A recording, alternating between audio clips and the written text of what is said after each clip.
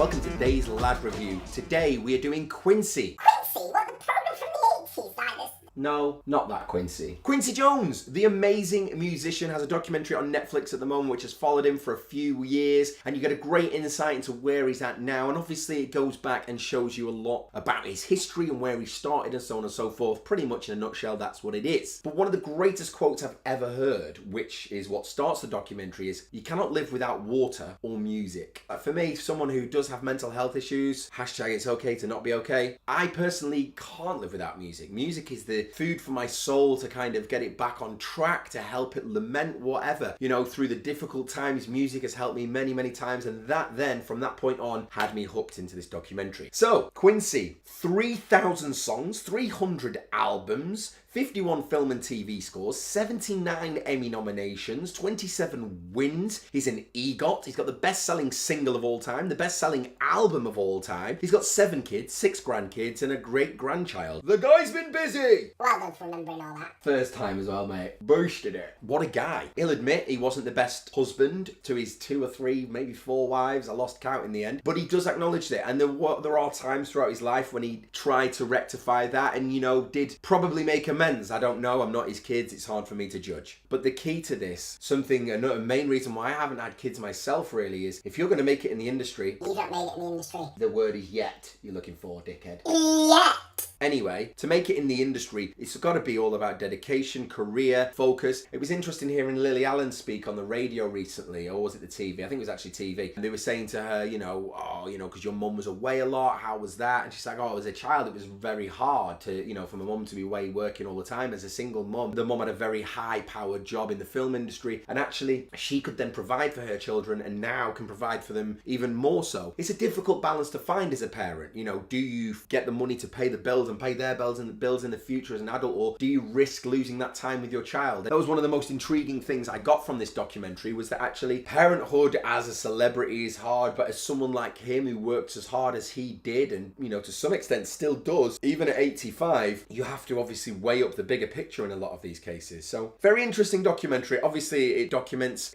how special he is as a producer, from Dinah Washington right back in the day, to Will Smith when he created a TV production company and created Fresh Prince of Bel-Air, to Michael Jackson, who, as we all know, is one of the greatest superstars to have ever lived. Even despite all of his trouble, you can't take anything away from his musical talent, which Quincy Jones utilised, harnessed, made blossom, and has to be given a hell of a lot of credit for. So for me, it's worth a watch. I'm only actually going to give it 3 stars, because if you're into music, I think you'll really enjoy it. But you would still probably know a lot of the information that does come out there. You do get an insight into Quincy's life, and if you do have an interest in Quincy Jones music, then definitely go and watch this. Me personally, I'm not a massive fan of Quincy. I've got a lot of respect for him, because what an absolute genius. At the same time, it's just not something that I'm like, oh, I love this, Jeremy. What was that? I don't know. I kind of committed to it and didn't plan it and thought there was something there and just ended up looking like a breast. Yeah, you did. Massive areola.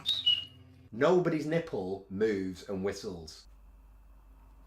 So anyway, go and watch Quincy. It's on Netflix now. It's worth a watch. It's about an hour and a half. It's not too long. If you're into your music, you will really enjoy it. But there are other things out there which you may enjoy a little bit more. I do have lots of documentary reviews out at the moment with the Ken Burns documentaries I've done, and also the Voyeur documentary, which are also on Netflix as well. Until next time, I've been Marcus J. Richardson. Peanuts!